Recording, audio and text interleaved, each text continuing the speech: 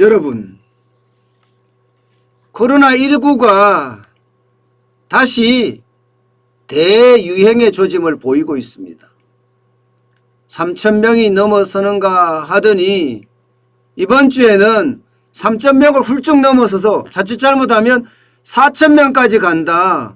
이런 전문가들의 견해가 있을 정도로 다시 폭발하고 있습니다. 그런데 이 와중에 김부겸 국무총리는요, 10월 말 예정대로 위드 코로나 가겠다 이렇게 이야기했습니다. 이것은 어찌 보면 일상으로 돌아갈 수 있다는 뜻인데, 물론 단서는 단계적으로 완화해야 한다 이렇게 달기는 달았습니다. 그렇지만 분명하게 국무총리 입에서 10월 말 위드 코로나를 단계적으로 가겠다 이렇게 이야기했다는 뜻입니다. 이것은 어쩌면 방역이 그만큼 이제 통제 방역에서 뭔가 자율 방역 내지는 좀 풀린다는 의미예요. 김부겸 국무총리의 말을 그대로 빌리면요, 10월 말 정도 되면 국민들의 백신 접종도 70% 정도 달성하게 될 것 같다. 그때쯤이면 이제 다음 단계로 가서 일상이 회복되는 그런 단계적 상황까지 가지 않겠느냐 이렇게까지 이야기하고 있습니다. 그러면서 덧붙이기를 자영업자의 절규가 계속 들려온다. 여기에 계속해서 통제 방역으로 거리두기 4단계를 간다는 것은 어쩌면 참을 수 없는 상태에 빠질 수도 있다. 그게 이제 한계 상황이라는 뜻인데 결국은 한계 상황으로 가서는 안 된다 하는 이야기를 곁들였습니다. 곁들였어요. 그 말은 결국 말입니다. 이제 어떤 시기든 지금 풀겠다는 뜻이잖아요. 그것도 개인적으로 이야기한 것이 아니라 지역 민영방송협회가 주최한 특별 대담에서 이야기를 했어요. 이 말은 이제 간다는 뜻이에요. 또 김부겸 국무총리 스타일은요, 한다면 합니다. 말을 했다가 집어넣거나 그때 그런 말 안 한 것처럼 쉽게 말하면 입을 싹 닫거나 그런 분은 아닌 걸로 알고 있습니다. 그렇기 때문에 이제 점점 위드 코로나가 될 거다 이렇게 예상이 됩니다. 사실 지금 코로나는요, 지금 폭발하고 있거든요.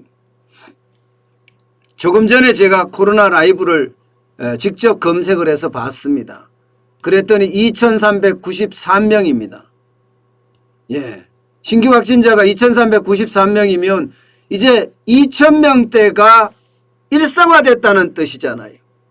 일요일 확진자는 지금 2,393명이 요일별로 따졌을 땐 또 최다예요. 또 최다예요. 게다가 말입니다. 전체적으로 보더라도 지금 코로나19의 어떤 대유행은 뭐 다른 국면을 지금 맞는 듯 보여요. 어제도 2,771명이었거든요. 어제 숫자는 토요일 숫자잖아요. 토요일 숫자로는 또 요일 최다입니다.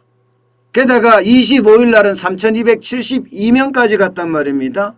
이렇게 되면 이제 오늘이 지나고 내일 화요일 수요일쯤에는 4,000명도 간다는 그런 최악의 상황으로 간다는 그런 전망까지 나오고 있습니다.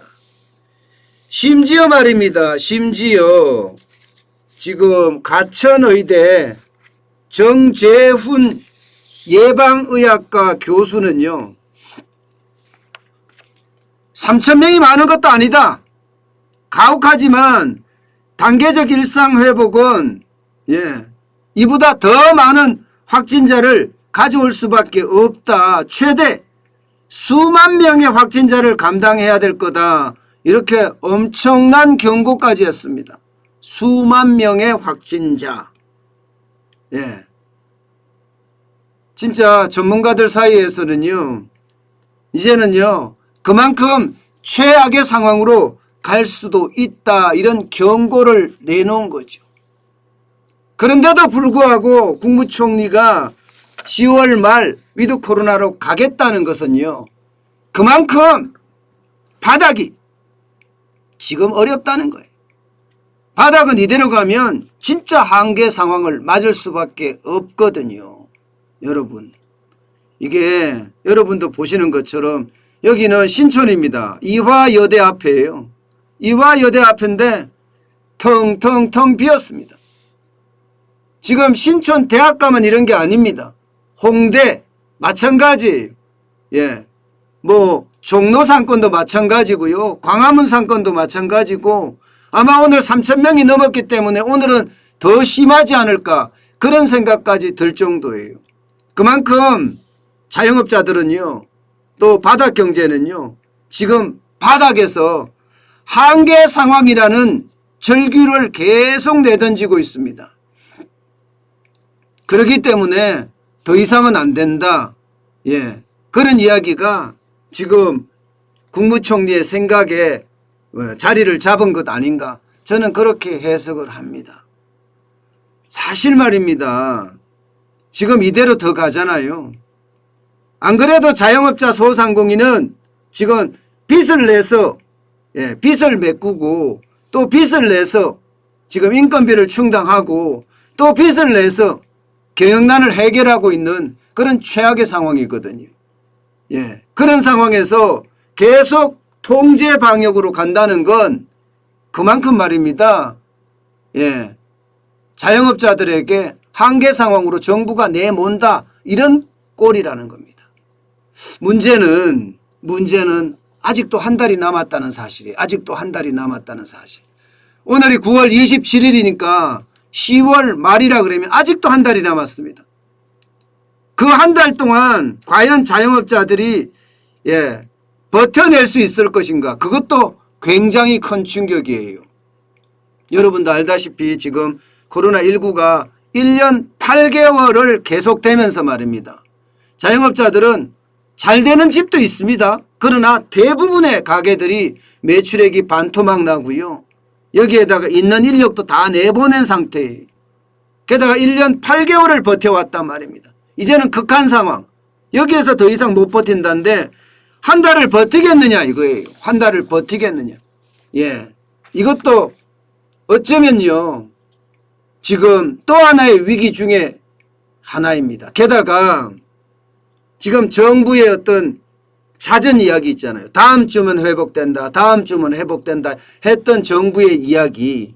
예를 들어서 이제 4차 대유행도 추석을 전후해서 최고치를 찍었다가 그때부터는 이제 4차 대유행이 점점 사라지는 그런 상황이 되지 않겠느냐, 이렇게 정부는 예측했는데 규모도 틀렸죠. 시기도 틀렸습니다. 정부의 예측이 완전히 빗나갔어요. 그러니까 그에 대한 신뢰도 그만큼 떨어졌다는 이야기입니다.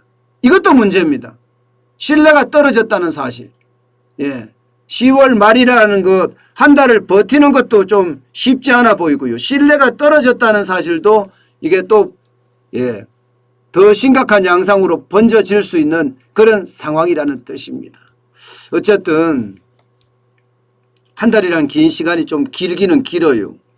예, 먹고 살 일이 진짜 막막해지는 그런 순간에 자영업자리 한 달에 벌으면 장사가 잘 될 때도, 예, 인건비 따먹기라고 이야기했거든요. 400만 원, 500만 원 벌기 바쁜데 이 400만 원, 500만 원조차도 못 번다 그러면 참 굉장히 힘든 그런 나라를 보낼 가능성이 큽니다. 때문에 말입니다. 정부의 자영업자 손실보상 법까지 통과가 됐잖아요. 그러면 빠른 시일 내에 이게 자영업자들에게 한계 상황을 극복할 수 있게끔, 예, 이 손실보상에 대한, 예, 카드라고 해야 되나요? 빨리 지금 내놔야 됩니다. 그렇지 않고는요, 자영업자들이 최악의 상황으로 가지 않겠느냐. 예, 그런 예측까지 지금 나오고 있습니다. 어쨌든 위드 코로나가 좀 불안했어요. 예, 이게 안 갈 수도 있다는 그런 예측까지 나오면서 좀 불안했는데 그나마 국무총리가 확인까지 시킨 바람에 그나마 뭐라고 해야 돼요? 신락 같은 희망이라고 해야 되나요? 하기야 이걸 희망으로 표현해야 될지는 잘 모르겠어요. 그렇지만 위드 코로나로 간다는 그 사실 자체는 자영업자들이 장사를 할 수 있다. 바닥경제에 종사하는 많은 사람들이 일을 할 수 있다.